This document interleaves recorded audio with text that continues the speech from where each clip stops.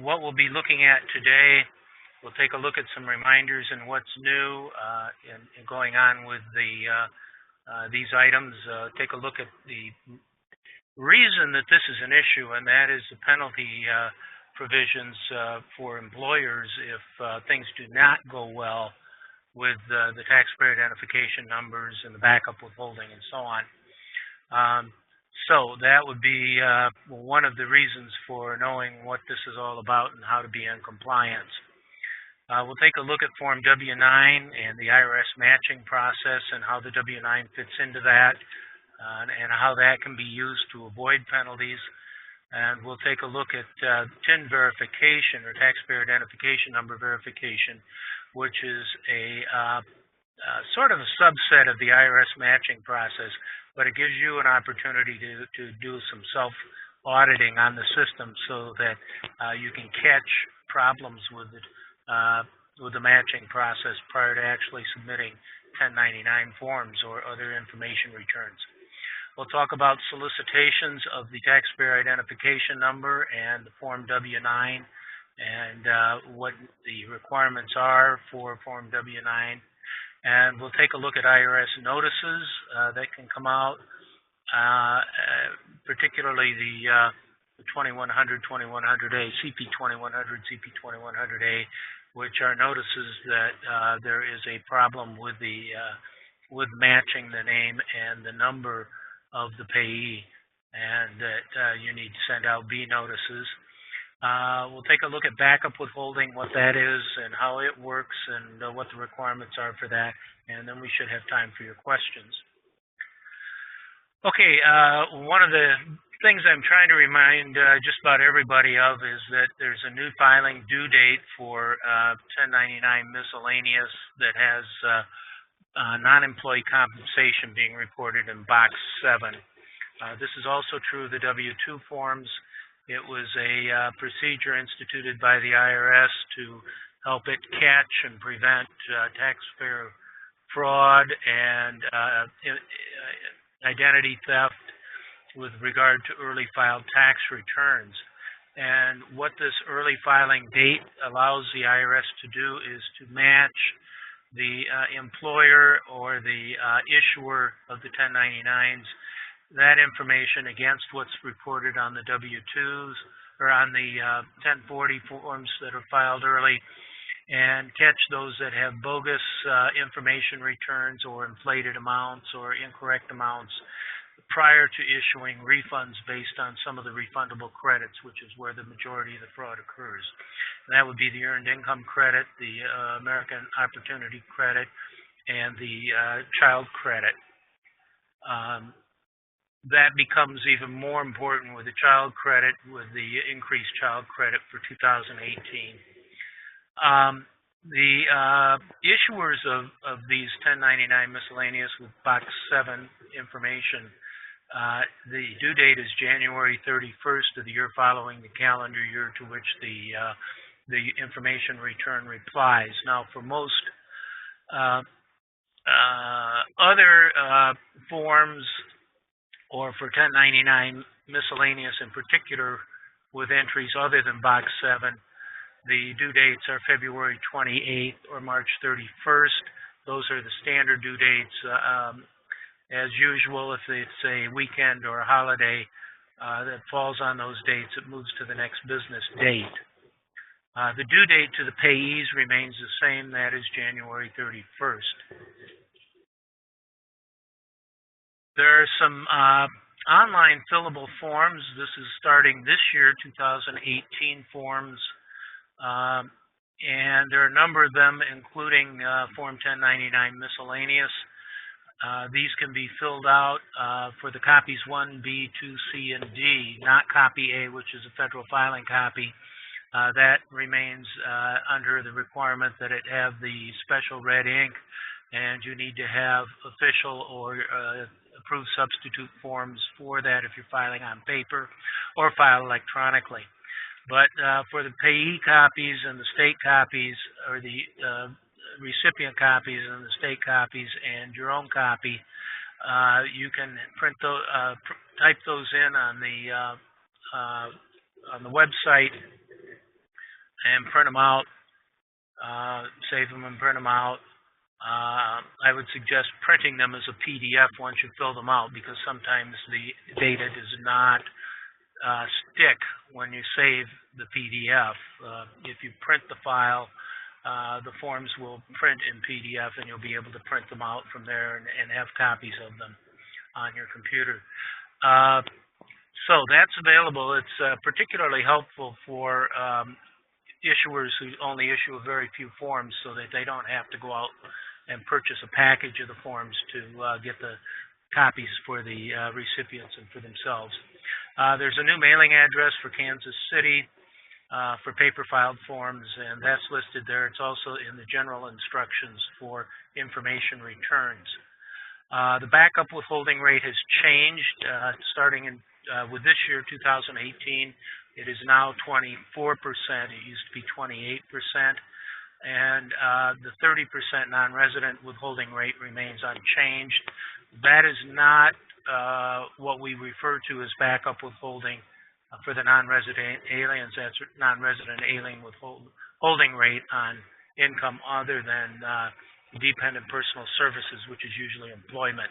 Those services, the withholding on those would be done the same way as they are for everybody else, and citizens and U.S. persons.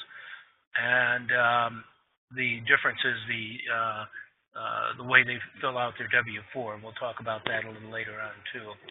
I think they have some special instructions for that. The penalties for late filing and late furnishing, there are two separate penalties. Essentially, it is failure to file a correct information return by the due date. And failure to file a correct information return includes a number of things, not just being late, but also these other stuff. So you have failed to file timely, failure to include all the required information. If the return includes incorrect information, it's not filed correctly. If it's filed on paper when it's required to be filed electronically, that's late filing or failure to file a correct return. Failure to report or a TIN number or report an incorrect number, and file paper forms that are not machine readable. And that falls into the photocopied paper returns being filed rather than the official forms, or proof substitute forms, or handwritten ones that can't be read, or just whatever else is going on. Cutting the forms apart from a single sheet, or somehow stapling them or bending them or folding them or whatever happens to them that makes them not be able to be read by the machine. Failure to furnish or failure to provide or furnish correct payee statements by the due date for furnishing. And in most cases, this is either January 31st or February 15th, depending on the form. And that is basically the same stuff as failure to file. So the incorrect information and so on can be a problem there. There are two separate penalties. One is for failure to file the correct information for correct statement on time. The other is failure to furnish a correct statement on time.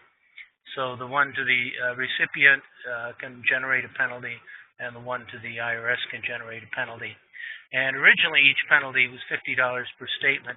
I'm mentioning this because the penalties have increased over the years in an effort to get this they have this some problems with this fixed. And so they started out at $50 per statement with $100,000 maximum per year, and at least $100 per statement with no maximum for intentional disregard of the requirements. They were later increased, but discounts were offered for early correction. I call them discount. It's actually reduced penalty. So what we have here is what's happened since the 2015 filing in 2016, the forms for 2015. So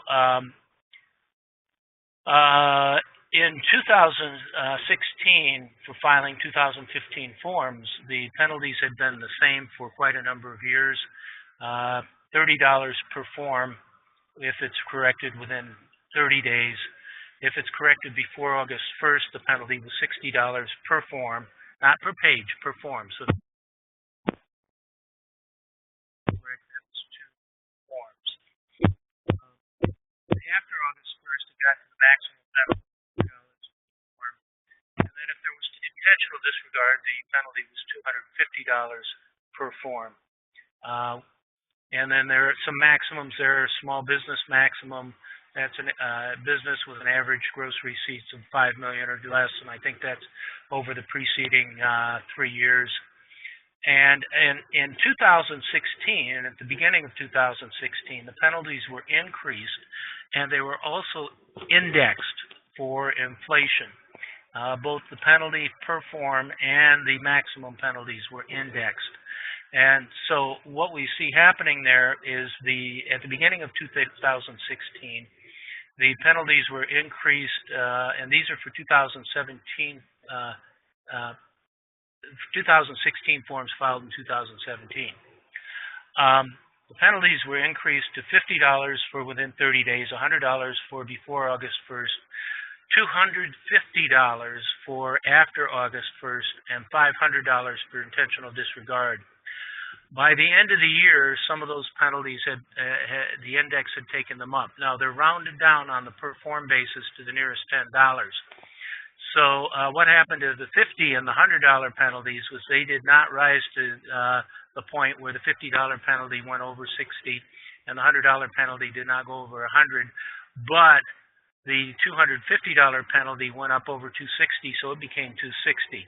And we see that for 2018 returns filed in 2019, the penalty will be $270 per form.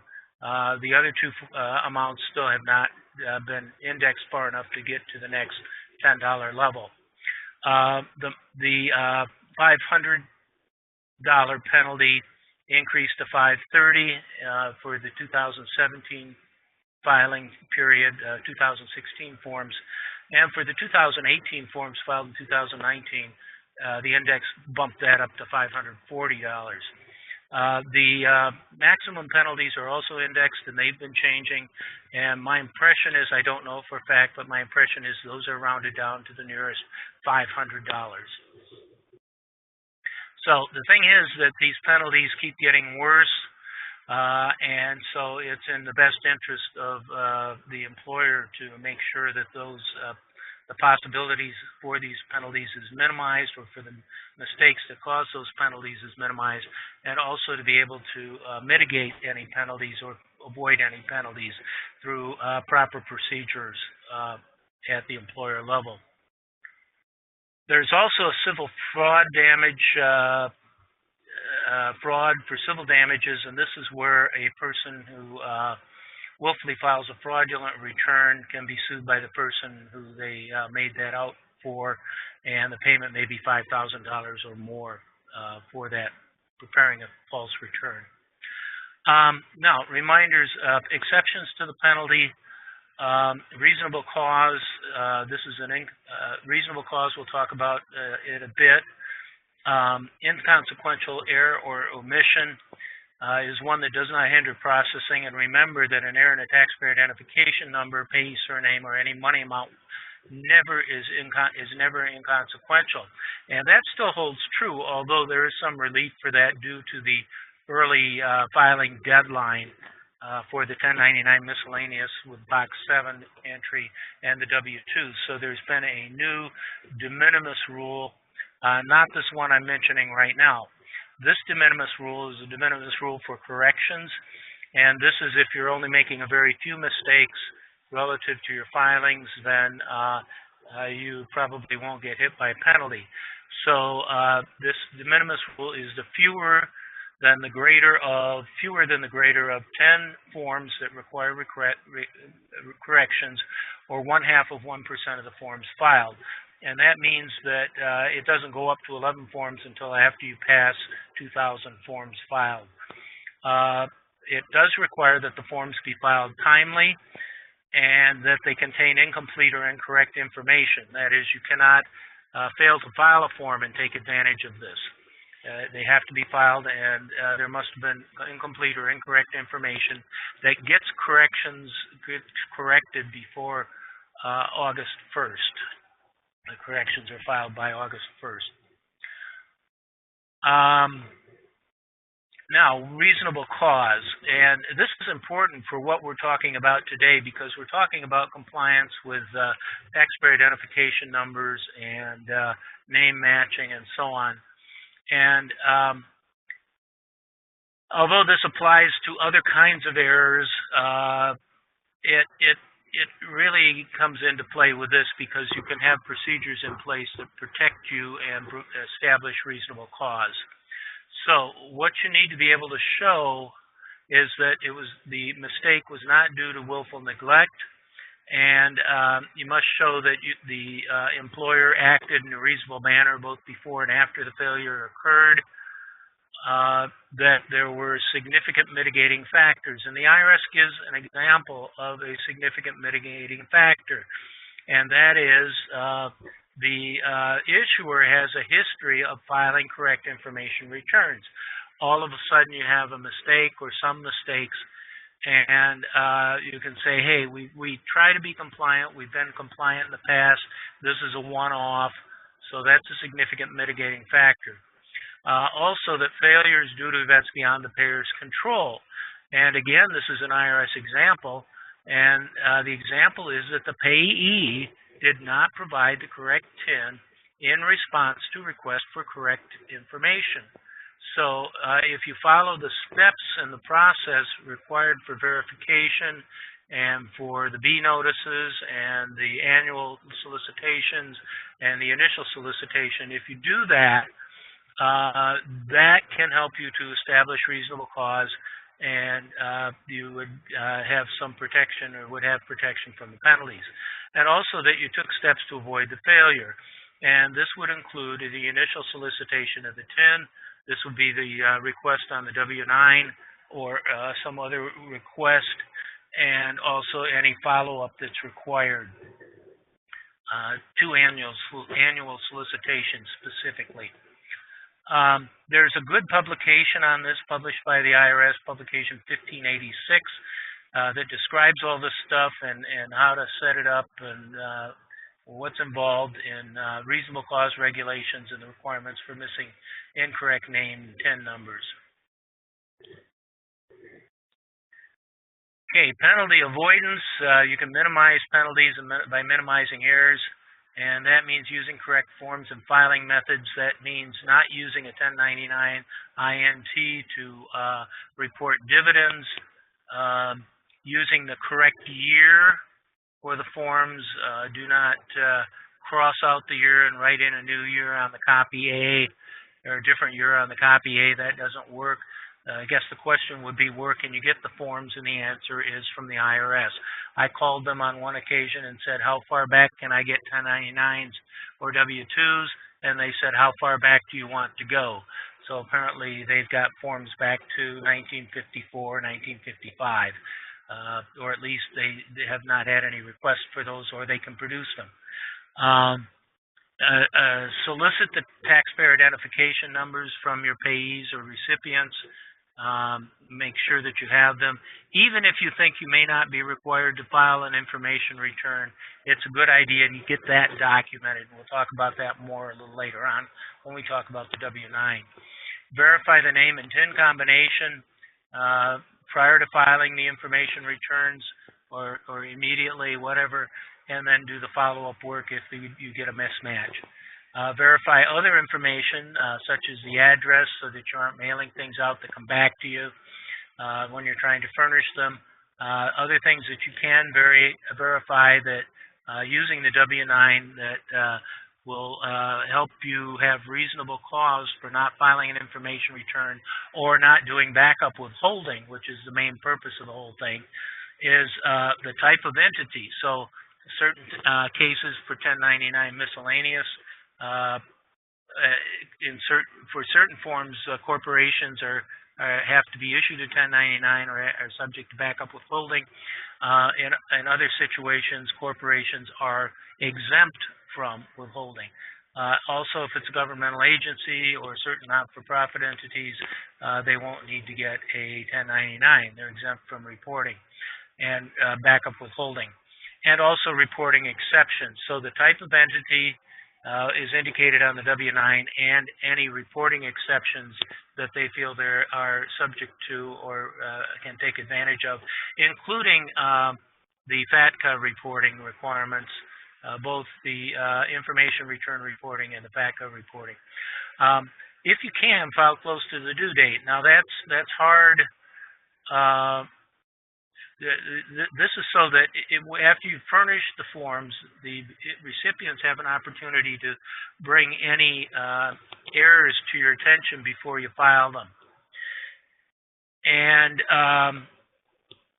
with the 1099 miscellaneous with Box 7 being filed on January 31st, that's hard to do. But for the other forms, you have at least an opportunity to hold back on filing them until your recipients have an opportunity to get back to you and say, I don't think this has the right information on it, before you file it. There is another exception to the penalty, and that is the de minimis dollar amount error on there. The IRS figured that some of the with the accelerated due date, there might be more errors of that sort. So for certain dollar amount errors, they're considered to be filed correctly, and the issuer does not have to issue an information return correction for that unless the recipient asks for it. I may have some more information on that later. But it is any single dollar amount, $100 or less, or any single dollar amount, $25 or less, for withholding. Okay, what is an information return? It's a tax document that is filed by businesses, and that's important. Businesses file these tax documents. There are organizations that we might not normally consider to be businesses that are, in fact, treated as businesses, such as not-for-profit organizations and governmental agencies. They are also required to file the information returns as if they were a business. But individuals, if the plumber comes over and the plumber's an independent contractor and works on your house for you as an individual, not as a business, you do not need to file a 1099 for that. And it's to report certain business transactions. So this is filed by businesses to report certain transactions that they have. There's a guide to information returns that can be very helpful in this in determining what to do and which forms to use. And it's on pages 25 to 29 of the general instructions for certain information returns. This used to be called general instructions for forms 1096, 1098, 1099, et cetera, et cetera, et cetera. They changed it to just certain information returns. But it's the general instructions that you look at for everything overall. Most of the forms have their own individual instructions, and I'll be talking about that a little more as we go along. So the first part of this guide has a listing of information returns by information return number. And in the translation to the template for Compliance IQ, the arrow got moved slightly. It's supposed to be pointing directly to the 1098 on the third line, and that's Form 1098. And Form 1098, as we can see there, the title is Mortgage Interest Statement. It tells what to report, mortgage interest, including points, and certain mortgage insurance premiums that the issuer received in the course of its trade or business from individuals, and reimbursements of overpaid interest. And the amount to report is $600 or more. You can report less than that, and if there is anything else going on, you might want to, or you may just report any amount. But $600 or more is the filing requirement, and it's filed with the IRS by February 28th or March 1st if it's filed electronically, and to the payee or borrower by January 31st. Now, this is kind of awkward. This gives a lot of information about the form, But if you don't know what the form number is that you're looking for, it's kind of hard to find what you may be looking for. So the second part of this, I'm sorry, there's the mortgage interest information blown up so that you can actually read it. I think I blew that up so I can actually read it because I see something smaller than the full screen here.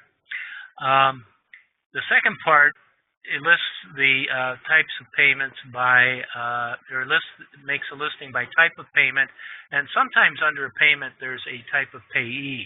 For example, at the top of the third column, and that arrow does line up, mortgage interest we see is reported on Form 1098. Let me see if I've got that. Okay, I've got the top of that third column on the next slide. And we've got mortgage interest being reported on Form 1098, moving expense reimbursement on Form W-2. And that didn't change, even though moving expense is no longer excludable from employee income. This is taxable moving expense. There's always been that provision for moving expenses that didn't qualify for exemption from wages.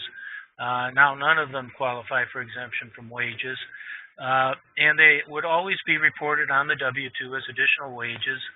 And if it was an allowance or a payment that might end up being taxable, but the employer didn't know, they would report that as well in or if it's employer paid, it is reported on the W-2. Non-employee compensation on 1099 miscellaneous. And then the next one is interesting, non-qualified deferred compensation. We've got beneficiary, employee, and non-employee. Beneficiary will be reported on Form 1099-R, which is pension and other annuities and other distributions from qualified plans. Employee would be reported on a W-2, and a non-employee paid non-qualified deferred comp would be reported on a 1099 miscellaneous. So you've got that breakdown on there, and then you can look up the form number and see what needs to be reported, the dollar amounts, and so on the other guide. Okay, we'll look at the IRS matching process now. And we're starting off with talking about what we're talking about matching. And some terminology here. A TIN is a taxpayer identification number. An SSN is a social security number. An EIN is an employer identification number. And an ITIN is an individual taxpayer identification number. The Social Security Administration issues the Social Security numbers. The IRS issues the employer identification number or the individual taxpayer identification number. There are some other TINs out there also, an ATIN, which is adoption taxpayer identification number. There's a PTIN, which is a practitioner taxpayer identification number for tax preparers. And it's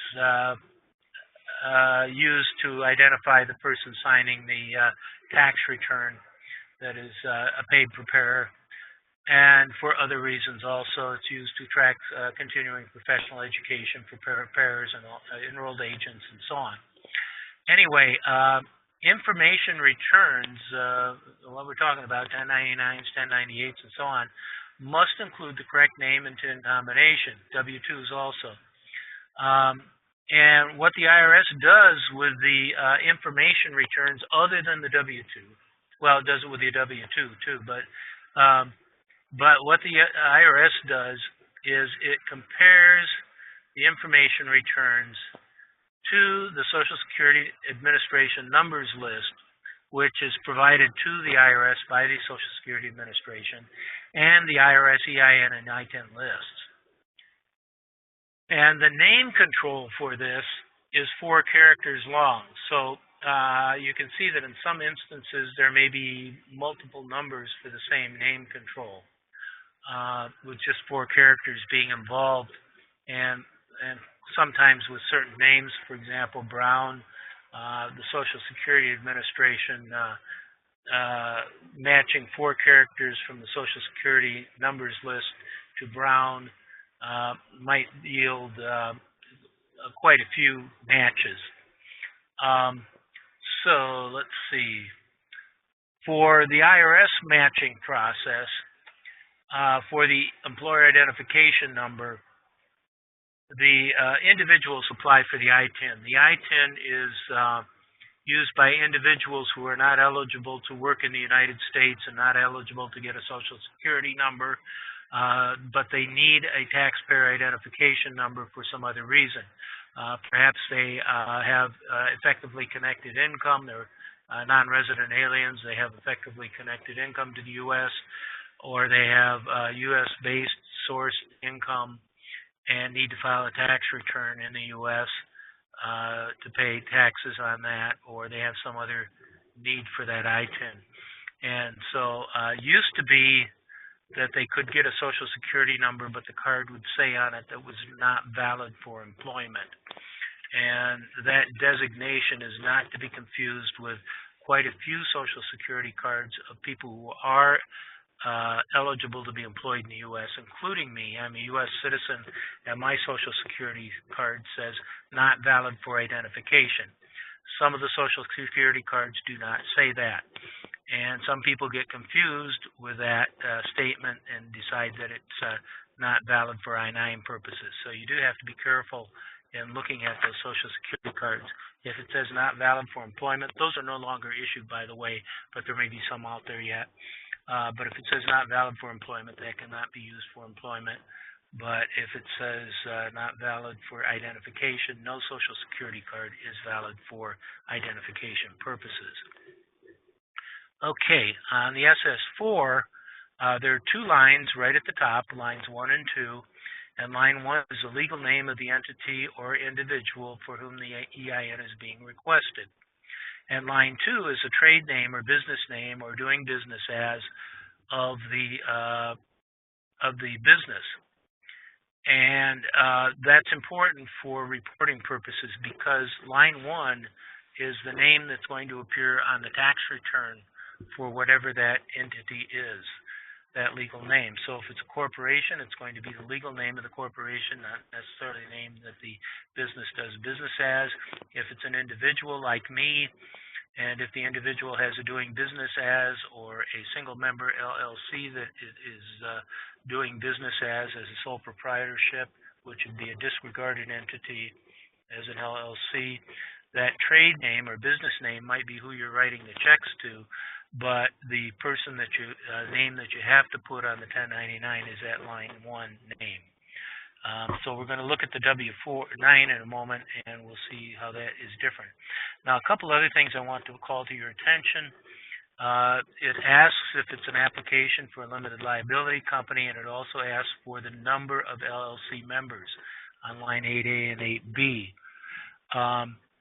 Line 9A, it asks for a sole proprietor's Social Security number.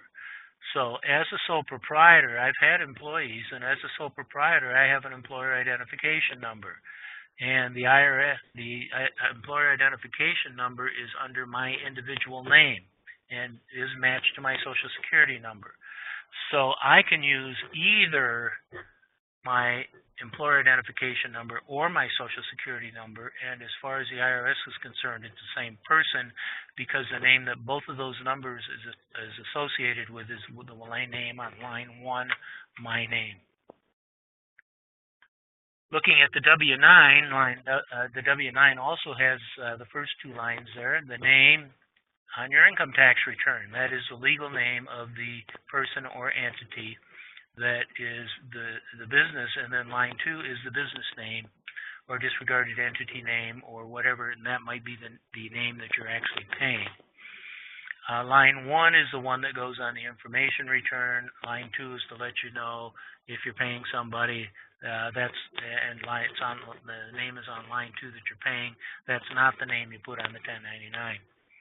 Line 3 is check the appropriate box to indicate what type of entity it is.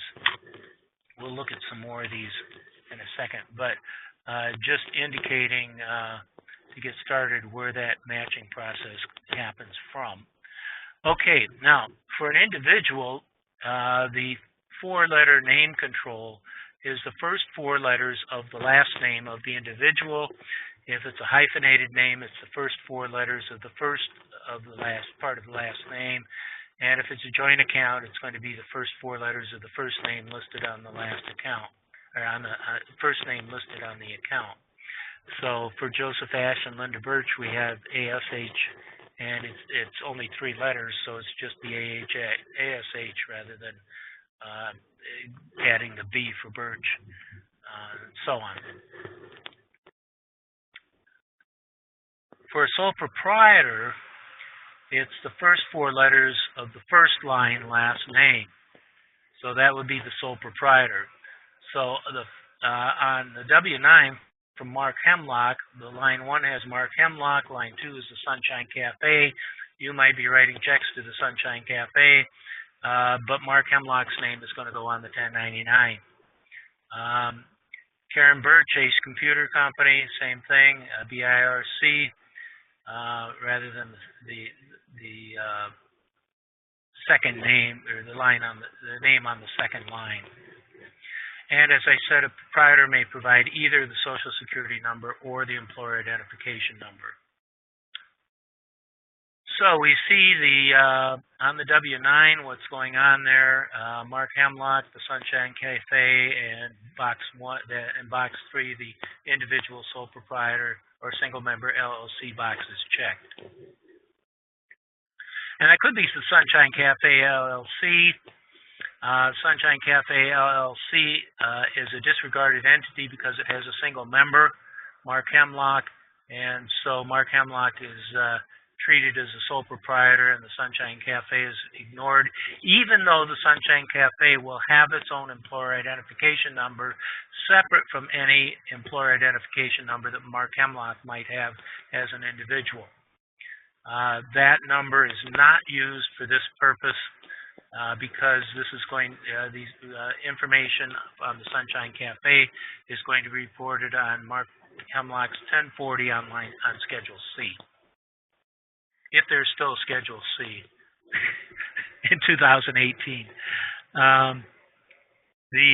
We're not sure. We know what the 1040 is proposed to look like, but we don't. It's postcard size, but we don't know what all is backing it up. And I suspect that most of the original schedules and so on will be maintained, and there'll be some sort of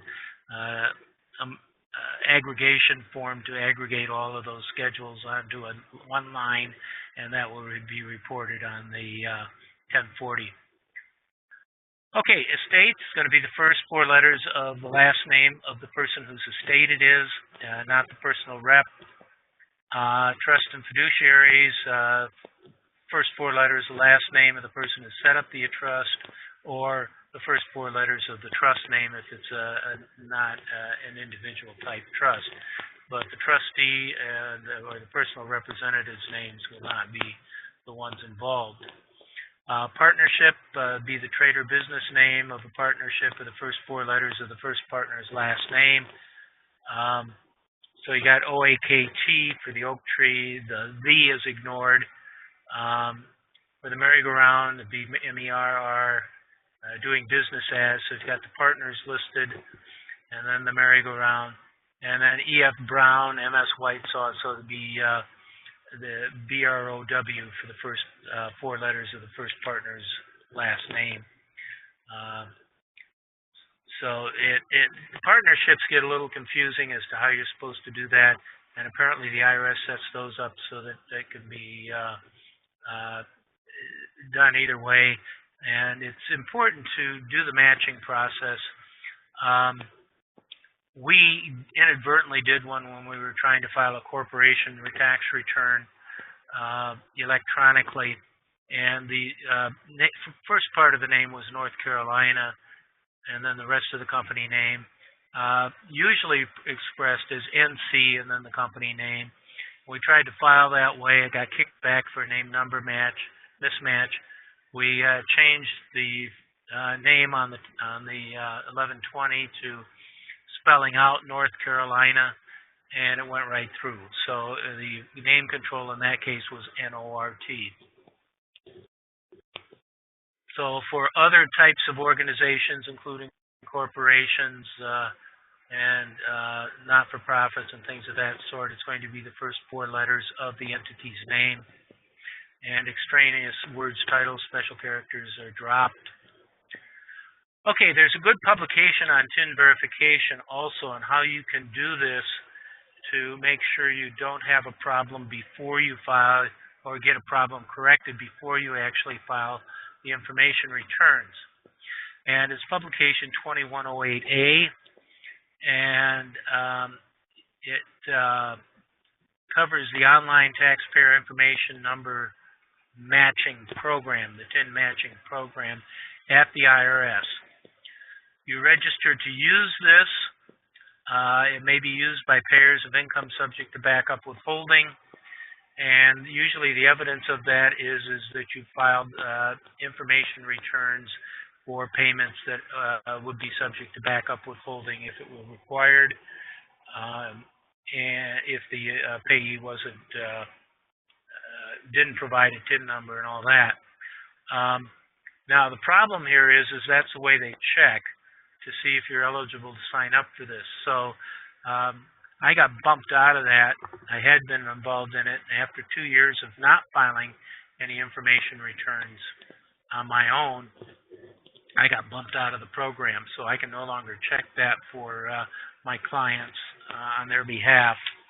But those that issue them can get signed up, and if I can get my filing set up back to working again, I can reapply for the program. But it is important to understand that the registration process may be delayed. Also, I guess you can ask and say you expect to be filing these information returns and you need to verify the numbers, and you may be able to do that. It's either interactive or bulk matching. Interactive would be you go in with one number or a couple of numbers, and you submit the number, and you get a code back that indicates a match or a certain type of mismatch, or a match that you may need to get more information for. This would be where the matching program was able to make a match with a number, but it was not the number necessarily that was being expected. For example, you might have submitted it as an employer identification number, and they found an ITIN that matches. Now, the Social Security Administration offers a similar service for employers called the Social Security Number Verification Service, and that's only Social Security numbers. Do not use the SSMVS for information return matching purposes other than W-2s. It's for employers only. There are certain other organizations that get into that, but they pay to use it. Banks, for example, doing mortgage applications and so on. I think they pay a fee of around $5,000 for that. Although I was trying to look that up the other day and I couldn't find it, so that may have changed. The IRS system is intended for information return reporters. This would be the 1099s, 1098s, and so on, and the one subject to backup withholding, so you're not supposed to be using for any other purpose.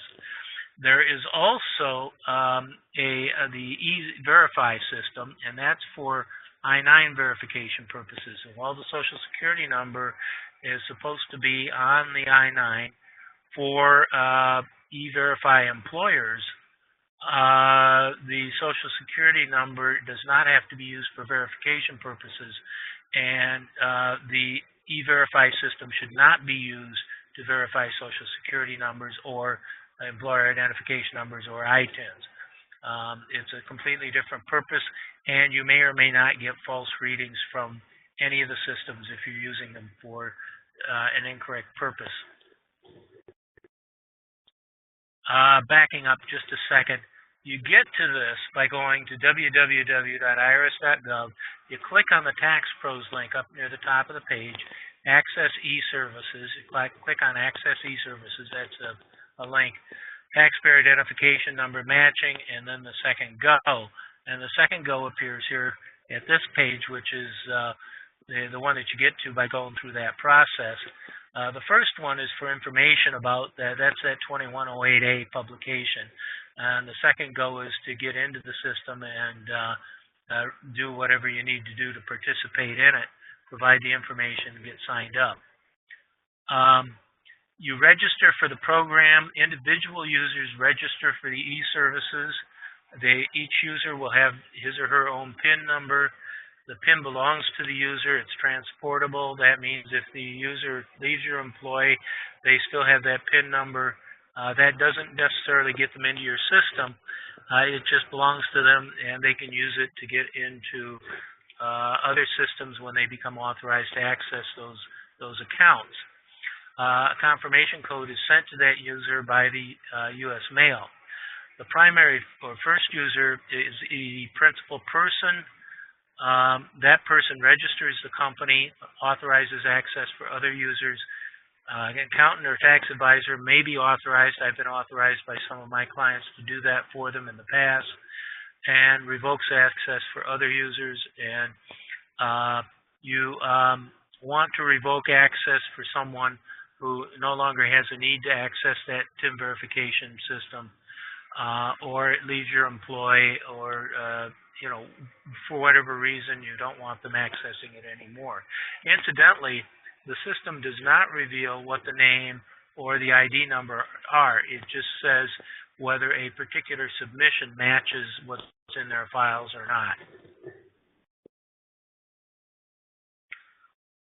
You can submit a taxpayer identification number, name, information for matching when it's received, or you can save them up and do them all at once, or do it once a year at the end of the year before issuing your 1099s and so on.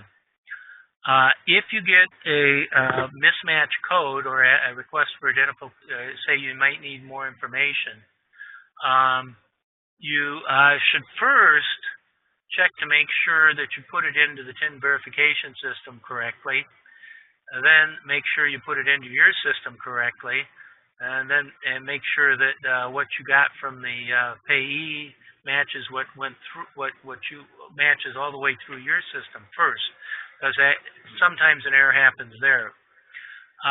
If it doesn't match, or you get a mismatch notice, ask the payee for correct TIN and name.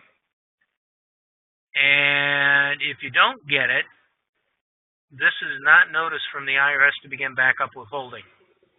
There's a difference between IRS notice and TIN verification. So if you're doing TIN verification on your own, you get a mismatch. Same thing from the Social Security Administration for W-2s. If you get a mismatch using that system, it is not notice that there's a problem. But it's sufficient information to you that you may want to follow up on it to see that you have the correct information. That is part of the taking reasonable steps to assure you have the correct information. If you don't get it, send a first annual notice by December 31st, and that's just simply we need to we either don't have or we have incorrect information according to what we looked at. Please provide us with the correct information. Now, that can be done on a W-9, but it has to be signed at that point. For the initial solicitation, the W-9 does not have to be signed. We'll talk about that a little more in a few moments. And then if you don't get it, send a second annual notice if still not received. So that first annual notice is going to be in the first year that you have that name and number, and it doesn't match, you send out that notice. Second annual notice if you still don't get the corrected information.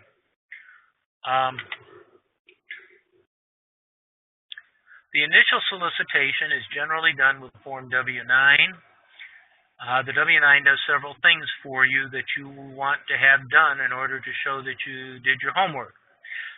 First thing it does is it confirms the payee name. Second thing is it confirms the payee TIN. The third thing it confirms is that the payee is not subject to backup withholding. And the fourth thing it confirms is that the payee is a U.S. person.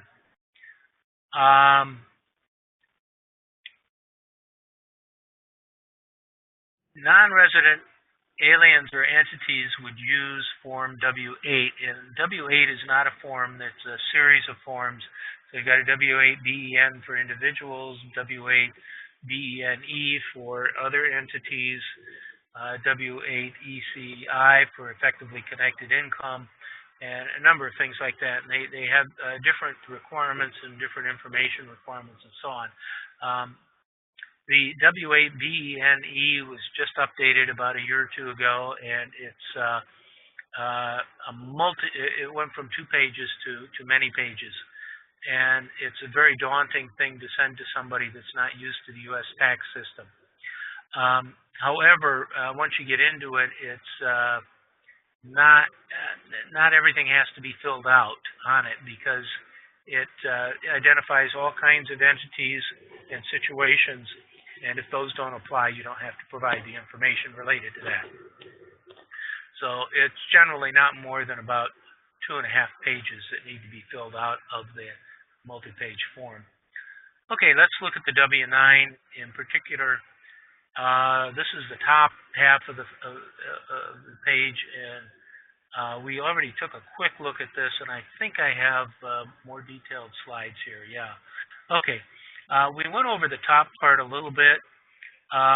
Name on line 1 is the legal name of the company and the name that's going to, or the organization or the business, and that's the or the business owner, and that's going to go on the tax return filed for the business. Line 2 is the name you might be paying, the business name or disregarded entity name or whatever. It might be the same name if it's just one name. Box 3, check the appropriate box. And this is the entity itself telling you whether it's an S corporation or a C corporation or a partnership or a trust or estate or an individual member, sole proprietor, or a single member LLC, but careful with that. That's an individual member LLC or single member LLC where the single member is an individual. The instructions on the note there say check the appropriate box on the line above for the tax classification of the single member owner. Do not check LLC or the LLC if the LLC is classified as a single member LLC that is disregarded from the owner unless the owner of the LLC is another LLC that is not disregarded from the owner for U.S. federal tax purposes. Otherwise, a single member LLC that is disregarded from the owner should check the appropriate box for the type tax classification of its owner. That means that if the single member owner of an LLC is a C corporation, the C corporation box should be checked, and the name of the C corporation should be listed in box 1. Similarly for an S corp or partnership. So if the single member LLC is owned by a partnership, that partnership box should be checked, and the partnership name should be the one in box 1. And the partnership or C corp number or whatever type of entity it is, ID number is the one that goes in part 1, taxpayer identification number.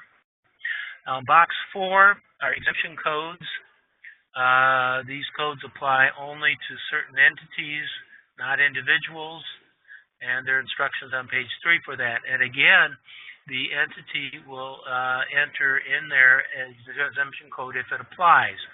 Now, for the FATCA reporting code, you can, if you know that FATCA reporting isn't an issue, and this usually involves foreign financial institutions, you can put NA in that box if you are sending that to the recipient, to show them that they don't even have to think about that.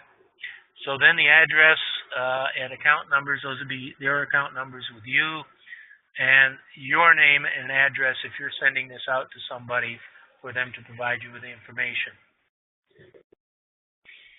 On the part 1, the taxpayer identification number, it's either going to be a social security number for an individual or an employer identification number.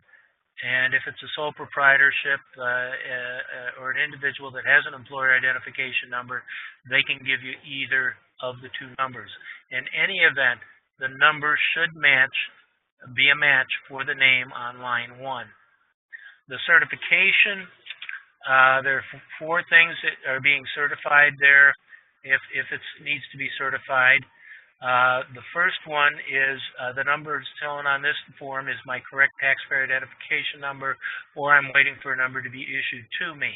Now, if this is the initial solicitation, the initial W-9, and they provide you with a number on there, it does not have to be signed in most cases. There are some exceptions to that. If it's for a bank account or a brokerage account, then it does need to be signed. And part of the reason it needs to be signed is line 2. I am not subject to backup withholding because A, I am exempt from backup withholding, or B, I have been notified by the Internal Revenue Service that I'm subject to backup withholding as a result of the failure, not subject. I have not been notified that I'm subject to backup withholding as a result of the failure to report all interest or dividends, or C, the IRS has notified me that I am no longer subject to backup withholding.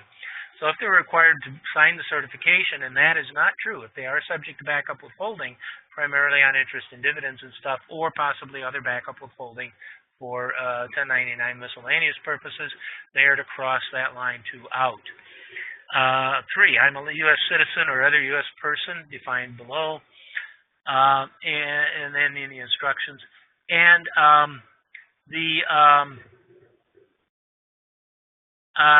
this is often used by foreign partnerships, and they obtain the W-9 from U.S.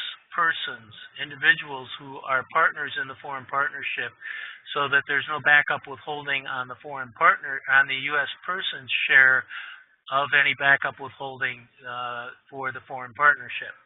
So that can get complicated, but this can be used to certify that the person is a U.S. citizen or other U.S. person, and they may want to do that. And 4, the FATCA codes entered, if any, are correct. So in many cases, this doesn't apply. In the initial solicitation, if all they're doing is providing you with the taxpayer identification number, and it's a 1099 miscellaneous situation, then generally they don't need to sign it. However, if you've received a 2100 or 2100A, and they need to get you the corrected ID number in response to that notice that it was incorrect, they do have to sign it at that point. And for the second notice, they were going to have to get a acknowledgement or certification from the IRS that the number and name combination are correct.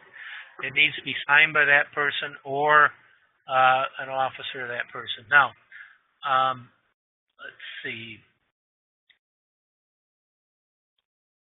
Okay, there's blow up of the request for identification number so that you can read it there.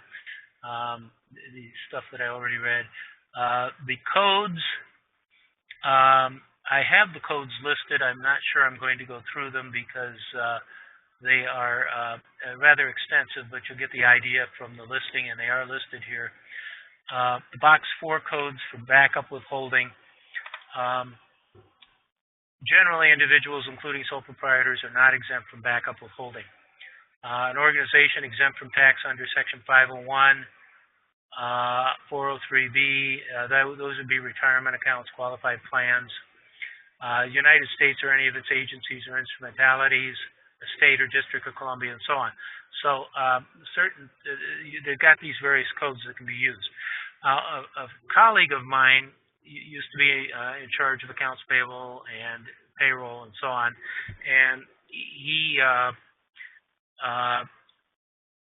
would instruct his accounts payable people that they had to get a W-9 from every vendor, and they considered the IRS to be a vendor because they sent checks to them, and so they would send a W-9 to the IRS, and the IRS would check that, put number 2 in that exempt entity code, and sign it and send it back, and everybody was happy. The IRS was happy to do that because they knew that this particular business was checking to make sure they had the correct information, and for the instructions, they're supposed to ask if they are in fact what the payer thinks they are, the issuer thinks they are. So, foreign government, corporation with some exceptions. Corporations are exempt from backup withholding for certain payments, including interest and dividends. Not exempt from backup withholding for payments made in settlement of payment card or third-party network transactions. Are not exempt from backup withholding with respect to attorneys' fees or gross proceeds paid to attorneys and healthcare services and so on. So this lists certain, whether corporations, they would put an A, a 5 if they were a corporation, but they did not meet one of the exceptions, they were not one of the exceptions. So you've got quite a number of codes listed there. And then in the instructions for the issue or for the instructions for Form W-9, there's some stuff for Box 4 codes, and it says what kinds of payments for what types of entities. Interest and dividend payments are exempt for all entities except 7. And 7 was Futures Commission merchant registered with the Commodities Future Trading Commission.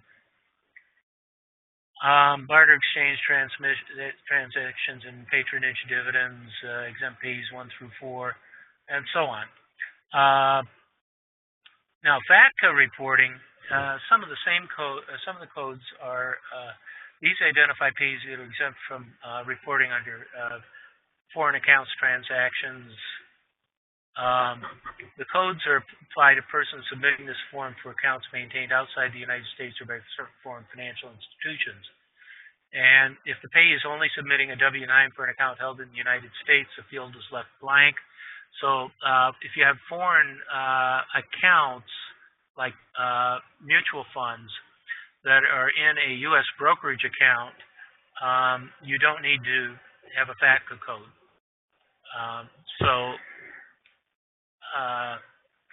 The payee should consult the requester if the payee is uncertain, and the requester may indicate that a code is not required by providing a payee with a W-9 saying not applicable, written on the FATCA code exemption.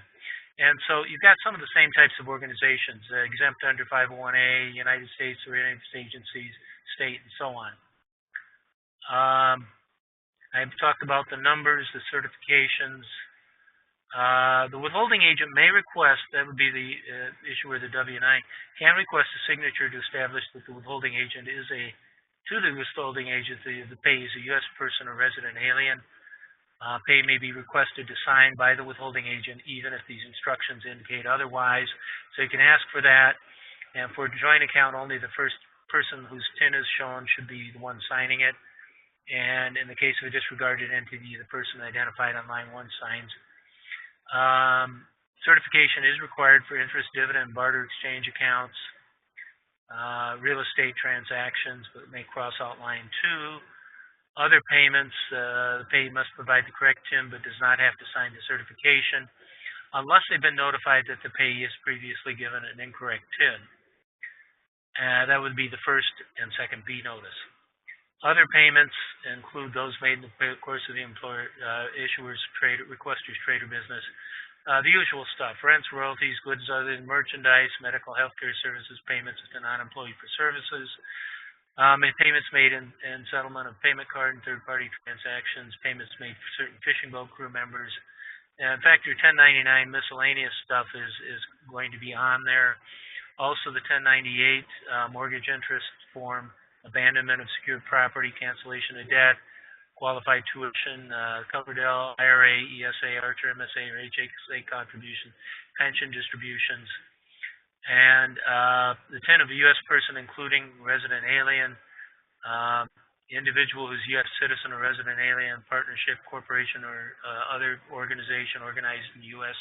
or under U.S. laws, an estate or other than a foreign estate, and a domestic trust. Partnership may require from U.S. partners a signed W-4 form to cover the presumption of foreign status and avoid withholding on partners' allocable share of partnership effectively connected income. Foreign person would use the appropriate form W-8, and I have a list of them there, possibly an 8233 to claim exemption from withholding for certain dependent personal services of a non-resident alien, and may also used to claim treaty benefits. So there are some complications with those. It's beyond the scope of this discussion, so we won't talk about them much. Now, solicitations. The payer requests the payee to furnish the correct TIN with an initial solicitation. You can use Form W-9. You can use something else. You can use a substitute form. I've seen substitute forms with the same information as a W-9 on the back of a purchase order or at the bottom of on a page of a brokerage agreement. The only thing is, if you use a substitute, You want to make sure that the signature on the W-9 does not indicate an agreement to the rest of the form, whatever's on that. You can get that information in other forms. You do not necessarily have to get a W-9, but you need to be real careful. And the W-9 gives you documentation that you ask for the information and what the payee or recipient provided to you. And that helps you to establish your due diligence, that you asked for it and what the payee provided to you. If you can't verify it, send solicitations to help establish due diligence. That's not actually required, but it's a good practice because it says you took reasonable steps to avoid a problem if there is a problem. If you get a notice at CP 2100 or CP 2100A, that's a notice that the IRS has identified a mismatch, and you are to send out within 15 days of the date of the notice a B notice, a first or second B notice to the recipient. You keep track of whether it's a first or second notice. Also in a response to notice 972CG, and what this is a notice of proposed civil penalty. This is imposed on the employer. What it's saying is you had these information returns with incorrect information on them, and in some cases that'll be the name number combination, and they're proposing penalty, and pretty much unless you can establish reasonable cause or show that it is correct, you're going to be assessed a penalty. And so you send those notices out, the annual solicitations out in response to that notice also. If you send out a notice, an annual solicitation in response to a CP 2100, 2100A, or 972CG, that counts as your annual solicitation. You don't have to do anything by December 31st of the first or second year. That counts as your annual solicitation. The initial solicitation, you'll need a taxpayer identification number even for a one-time transaction. You want to get it even if you don't expect to pay the person more than the amount required to file an information return. You want to get that number because once you pay that person, it gets really, really difficult to get the number sometimes. So you want to do that when the account is opened or when the first transaction occurs. Generally, it does not need to be certified or signed, and it may be included on a purchase order. If the payee does not provide a taxpayer identification number, you are to begin backup withholding immediately. It doesn't matter what kind of entity you think they are, you start backup withholding. That should actually get their attention if they need to provide you with a W-9. And they say, oh, we don't need to send that to you because we're a corporation. You say, I need to know that you're a corporation. You need to tell me that. And you do that on the W-9. Well, it should be obvious. And you get some of that kind of blowback. But, the point is that you're protecting yourself from penalties. And you need to be able to document that you did what you were supposed to do. So you begin backup withholding immediately. If you don't get it, get the information you need, either an exemption from backup withholding notice that would be signed, or a taxpayer identification number. Send out your first annual solicitation. I would not wait till you get the penalty notice because that would be after you already filed the 1099. So if you don't have the number, I would suggest sending that first notice by the end of the year in which you first paid that person. Second annual solicitation by December 31st of the second year. If you get a CP 2100 or 2100A, send the B notices within 15 days. This satisfies the annual notice requirement. By the way, where they're talking about the CP 2100 and 2100A, there's a publication related to that. That's also the TIN verification. And they have samples of B notices that you can send out, so you don't have to figure out how to write those yourself.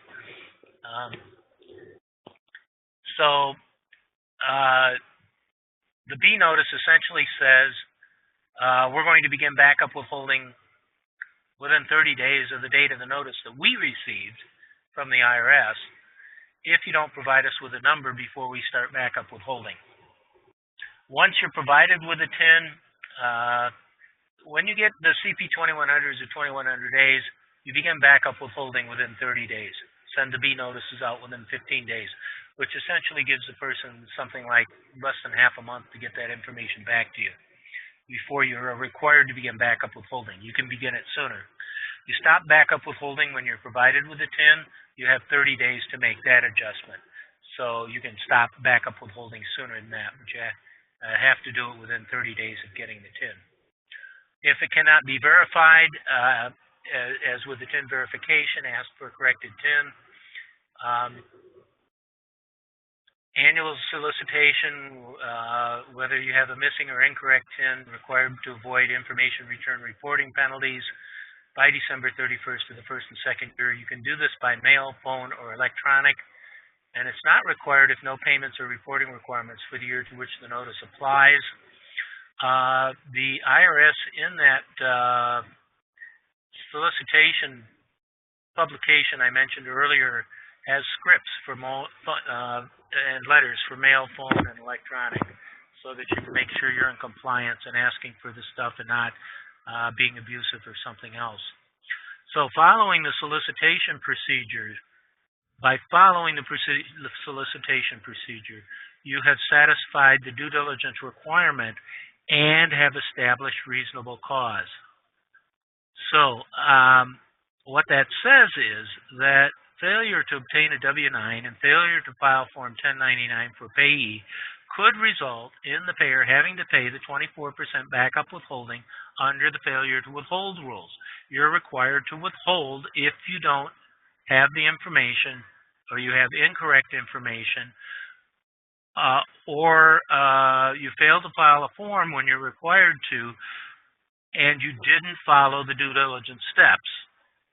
So it's really important that you do that, if for no other reason than to protect the employer, or protect the issuer from the penalties and the 24% backup withholding. It's also important that if you're required to backup withhold, that you backup withhold. TIN verification fails. This is not notice from the IRS of a mismatch. Don't begin backup withholding on that basis, but try to get it fixed. Check the company records and submission for accuracy. If necessary, correct the records. Ask the payee for the correct TIN. Go ahead and make your first annual solicitation by December 31st. That you know that you don't have a correct one, or you think you don't have a correct one. January 31st of the following year if the account was opened during the preceding December. And if it's still not provided, make a second annual solicitation by December 31st of the year following the calendar year the account is open. Backup withholding is a 24% rate. It used to be 28%. Starting in 2018, it's 24%. Payments that may be subject to backup withholding include interest, dividends, rents, royalties, commissions, or non-employee compensation, broker proceeds and barter exchange transaction, reportable gross proceeds paid to attorneys, certain payments made to fishing boat operators, where the payee did not provide the payer with a taxpayer identification number in the required manner, or the IRS has notified the payer that the taxpayer identification number provided by the payee is incorrect. In either of those cases, you begin backup withholding unless you get a corrected number. For failure to furnish a TIN, you withhold on payments until the TIN is furnished. If you get notice from the IRS that the TIN is incorrect, begin withholding within 30 days of receipt of the notice. You may begin earlier, stop within 30 days of receiving a certified signed W-9, certified meaning signed.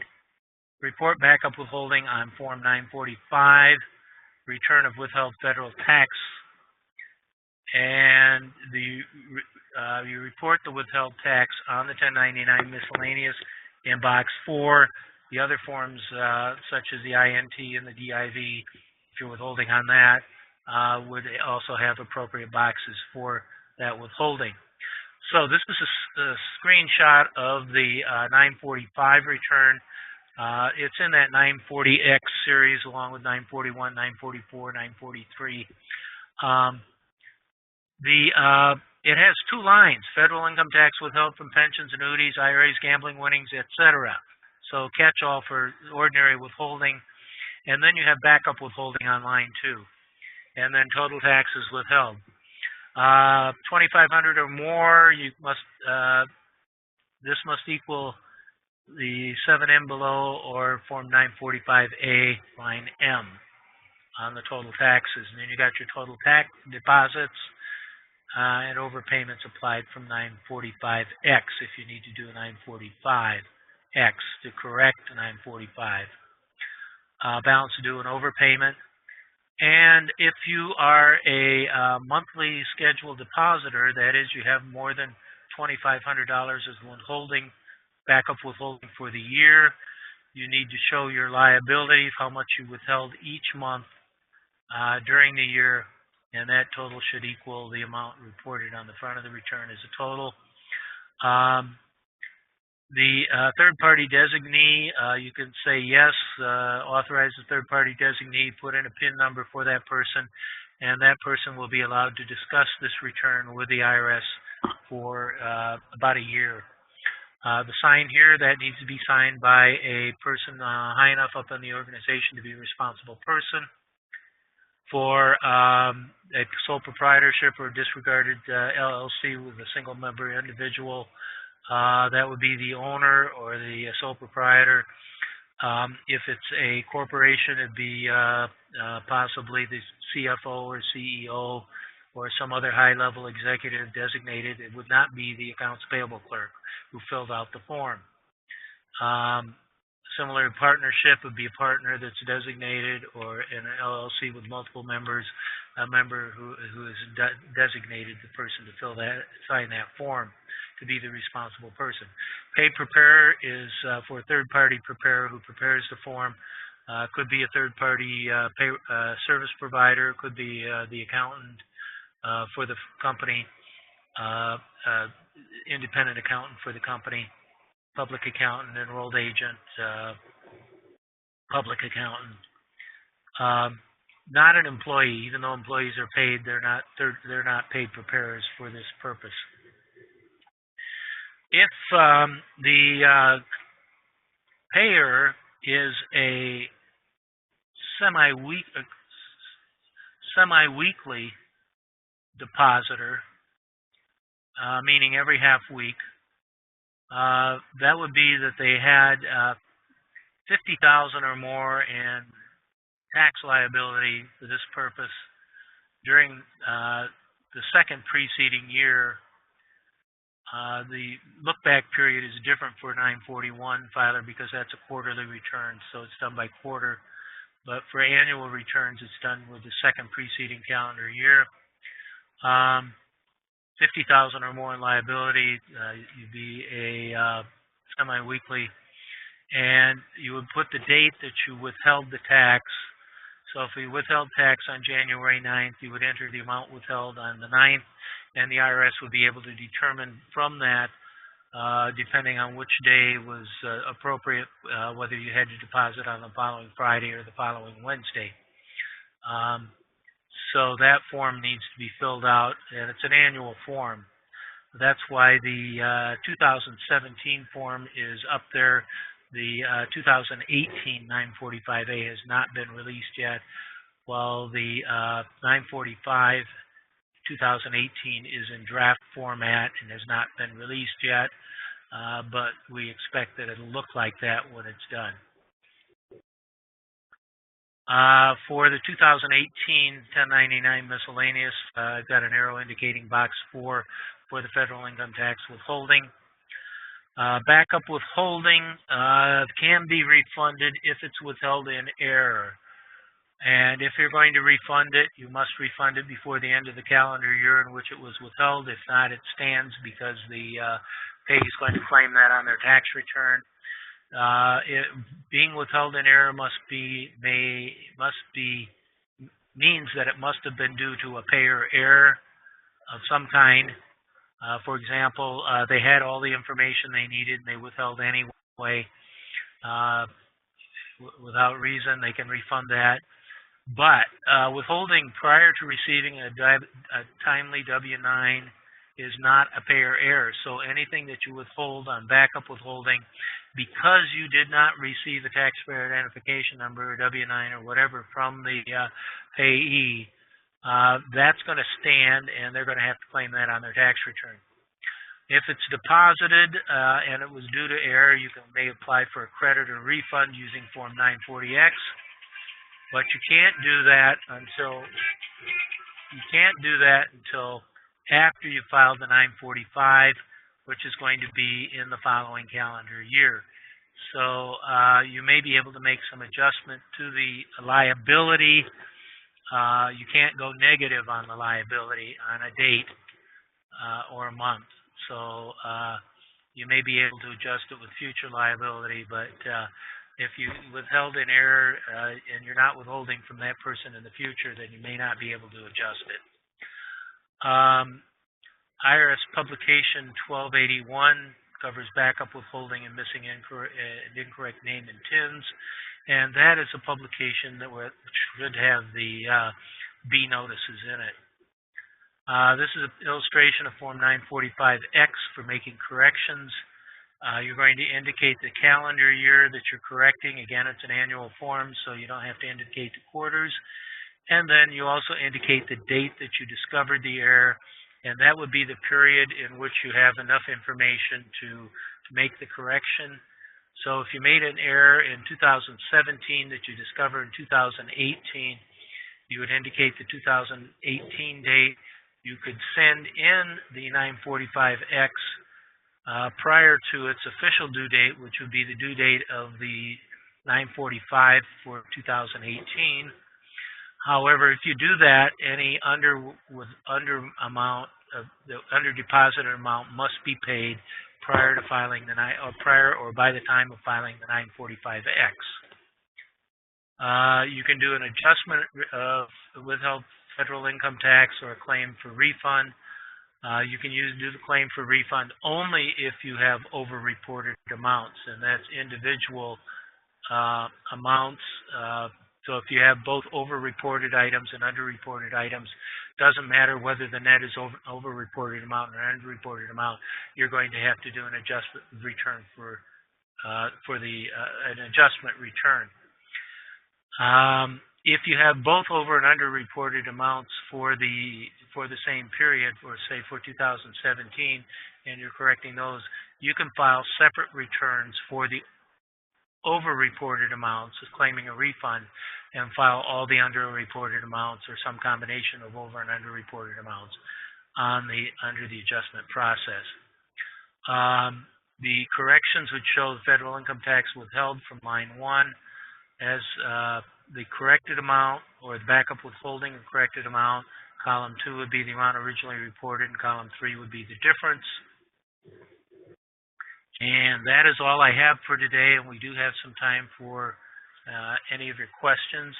Before we get to that, I would like to thank all of you for attending, and hope that this session was helpful for you.